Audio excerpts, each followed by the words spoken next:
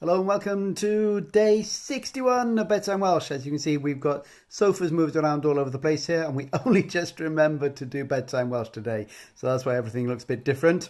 Okay, apart from that, we've got a new word for you. And the word today is to watch. To watch is gwylio. Gwylio. So give me to watch. Gwylio. Gwylio. Now, don't worry about this, but it changes a bit when we put it with some other things.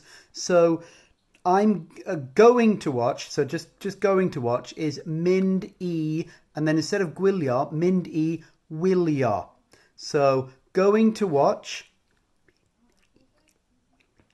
Mynd wylio. Great, mynd wylio. So how about you're going to watch?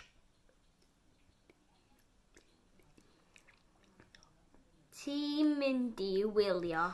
Ti'n mynd I wylio.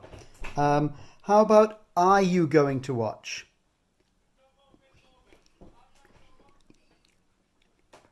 Wyt ti'n mynd I wylio? Wyt ti'n mynd I wylio? Great. And then how about I'm going to watch?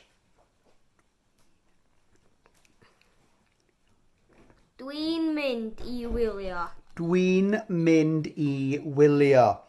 And now just to see if I can catch you out at the end, how about I want to watch? Dwi isio gwylio.